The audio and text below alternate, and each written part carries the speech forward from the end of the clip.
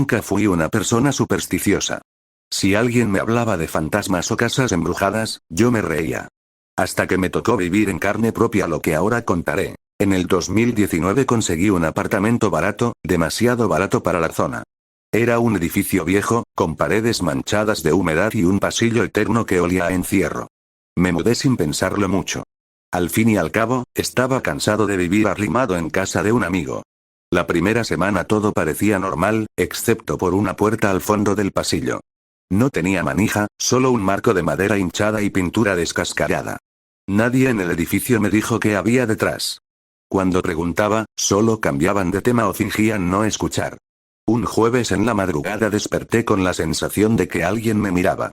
No había ventanas en mi cuarto, pero juraría que una sombra se reflejaba en el espejo frente a la cama. Me levanté, encendí la luz, nada. Apenas el eco de mis pasos y ese silencio incómodo que se siente como si el aire mismo estuviera observando. Pasaron los días y la curiosidad por la puerta prohibida crecía. Una noche, cuando el pasillo estaba vacío, llevé una linterna y forcé la cerradura con un cuchillo. El metal cedió con un chasquido, como si nadie hubiera intentado abrirla en años. Al empujar la puerta, un olor a polvo y encierro me golpeó. Alumbré con la linterna y descubrí algo inquietante. Un cuarto cuadrado, sin ventanas, sin muebles, con paredes pintadas de negro. En el suelo había marcas circulares, como si alguien hubiera arrastrado una silla una y otra vez en el mismo lugar. De pronto escuché un susurro. No era un sonido normal, era como si alguien respirara justo en mi oído, pero estaba solo. Sentí un escalofrío que me paralizó. Apagué la linterna de golpe, quizás por instinto, y en la oscuridad absoluta lo escuché claro. Una voz ronca diciendo mi nombre. Salí corriendo, dejando la puerta abierta. Cerré mi apartamento con seguro y no dormí esa noche. Al día siguiente, al despertar, lo primero que noté fue que la puerta estaba otra vez cerrada, como si nunca la hubiera tocado. Fui hasta allá con miedo, la empujé, y no se movió. Ni siquiera tenía rastro de haber sido forzada. Pensé que tal vez había soñado todo, que mi mente me había jugado una trampa. Pero al volver a mi cuarto descubrí algo que me heló la sangre. En el espejo frente a mi cama, escrito con una especie de humedad oscura, había un mensaje torcido que decía: "Nunca debiste entrar". Me mudé esa misma semana, dejando todo atrás. Y cada vez que me miro en un espejo, siento que en cualquier momento volveré a leer esas mismas palabras.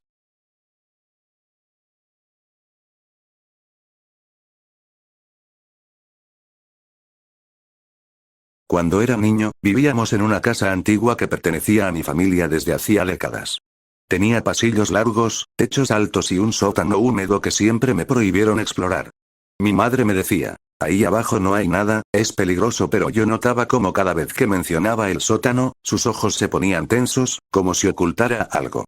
Lo extraño comenzó una noche en que me despertó un ruido. Pasos lentos en mi cuarto. Creí que era mi padre, pero al abrir los ojos lo vi, un niño de mi edad, pálido, con la ropa vieja y rasgada. Estaba parado al lado de mi cama, mirándome con unos ojos enormes y vacíos. Lo más aterrador era que su pecho no se movía. No respiraba. Quise gritar, pero la voz no me salió. Cerré los ojos con fuerza y, al volver a abrirlos, ya no estaba. Pasaron varias noches sin que ocurriera nada, hasta que un día lo volví a ver. Sentado en la esquina del cuarto, siempre inmóvil, siempre mirándome. Intenté contarle a mis padres, pero me dijeron que solo eran pesadillas. Aunque yo juraba que no estaba soñando. Una tarde, jugando con una linterna, decidí bajar al sótano a escondidas. El olor era insoportable. Humedad y algo más, como hierro oxidado. En el suelo encontré una manta vieja y rota, y sobre ella, un pequeño zapato polvoriento. Entonces lo escuché. Un suspiro seco, detrás de mí. Giré la luz, y allí estaba el niño, de pie, exactamente igual que en mis noches de insomnio. Su boca se abrió lentamente, pero no salió aire, ni sonido. Solo un silencio tan pesado que me heló los huesos. Corrí escaleras arriba sin mirar atrás. Esa noche, decidí enfrentar a mi madre. Entre lágrimas le grité lo que había visto, lo que sabía. Ella me abrazó temblando, como si toda la fuerza se le hubiera ido, y susurró: "No debiste verlo, era tu hermano". Jamás había oído hablar de un hermano. Entonces me contó la verdad. Antes de que yo naciera, tuvieron otro hijo. Murió con apenas 6 años, ahogado en el sótano después de caer en un tanque de agua que nunca debió estar abierto.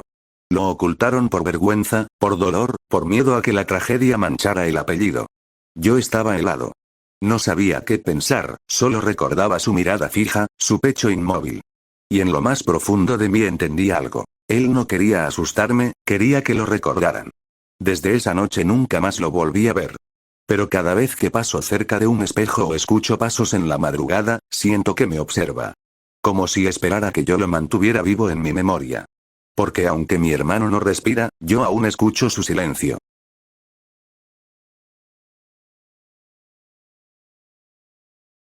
En mis años de universidad trabajé como vigilante para poder pagar la renta. Un día me asignaron un edificio enorme, un hospital abandonado en las afueras de la ciudad. Según la empresa, solo debía caminar por los pasillos, revisar que nadie entrara y reportar cualquier cosa extraña. Fácil dinero, o eso pensé. El primer turno fue inquietante. El hospital era un monstruo de concreto, con vidrios rotos, puertas oxidadas y paredes descascaradas. Aún olía a desinfectante mezclado con humedad. Cada paso que daba retumbaba como si alguien me siguiera de cerca. A medianoche llegué a la sala de urgencias, y ahí lo escuché. Un golpe seco, como una camilla chocando contra la pared. Revisé con la linterna, pero no había nada. Aún así, las ruedas de una camilla chirriaban a lo lejos, moviéndose solas por el pasillo. Me repetía que era el viento, que todo tenía explicación. Pero entonces, desde la sala de pediatría, escuché algo peor: llantos de niños. Al entrar, las cunas oxidadas estaban vacías, todas menos una. En la esquina había una camita pequeña con las sábanas arrugadas, como si alguien se hubiese movido en ella. Cuando acerqué la linterna, vi la huella marcada de un cuerpo diminuto en el colchón. El miedo me carcomía, pero debía terminar el recorrido. Al llegar a la morgue, la puerta estaba entreabierta. Dentro hacía un frío insoportable. Había cajones metálicos alineados, la mayoría sellados, pero uno estaba abierto. Cuando me acerqué, la temperatura descendió de golpe y escuché un susurro que me dejó helado. Di un portazo y corrí hasta la oficina de seguridad. Quise reportar lo ocurrido, pero el radio estaba muerto, solo emitía un ruido estático. De repente, una voz salió entre la interferencia. No te queremos aquí. Esa fue la primera y última noche que trabajé en ese lugar. Renuncié al día siguiente, sin dar explicaciones. Años después, le conté esta experiencia a un viejo enfermero que había trabajado allí. Se me quedó mirando en silencio y me dijo: no me sorprende, cuando cerraron ese hospital, dejaron pacientes dentro. Algunos jamás salieron con vida. Desde entonces, cada vez que paso cerca de esas ruinas, siento que me observan desde las ventanas rotas. Y escucho ese eco de ruedas que nunca deja de chirriar.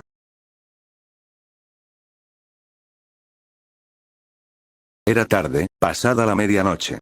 Venía de visitar a un amigo en un pueblo cercano y decidí tomar un atajo, una carretera secundaria que atravesaba campos y bosques. El GPS marcaba que ahorraría casi media hora, así que encendí la radio y avancé confiado. Al principio todo parecía normal. La carretera estaba solitaria, apenas iluminada por los faros de mi carro. Pero al cabo de 20 minutos me di cuenta de algo inquietante. El mismo letrero oxidado, con las letras casi borradas, aparecía una y otra vez. KM13, reduzca la velocidad. Lo pasé una vez, luego otra, y luego otra más. No podía ser. Pensé que estaba cansado, que mi mente me jugaba trucos.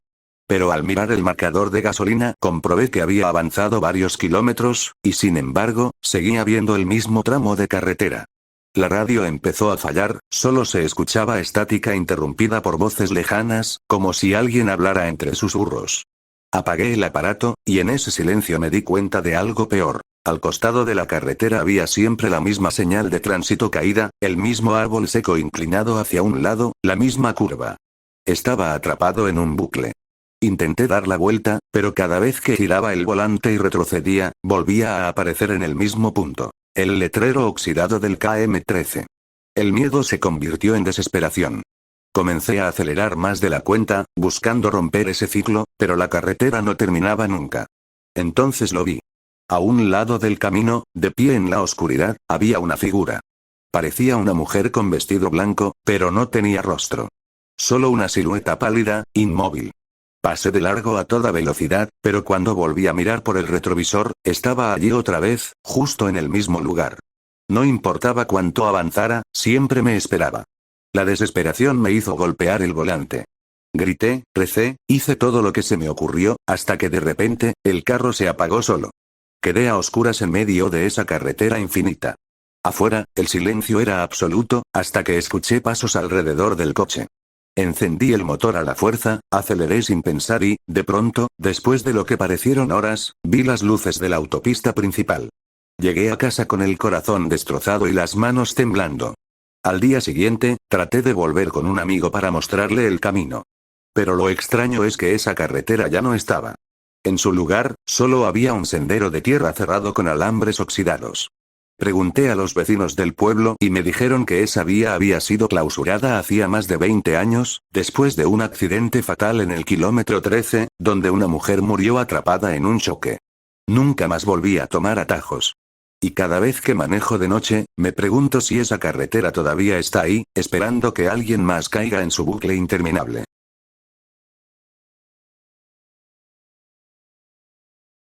Cuando repartieron las pertenencias de mi abuela, nadie quiso el enorme espejo de marco dorado que había colgado toda su vida en su habitación. Era pesado, antiguo y transmitía una sensación extraña, como si absorbiera la luz. Yo, sin pensarlo mucho, lo acepté. Pensé que quedaría bien en mi cuarto.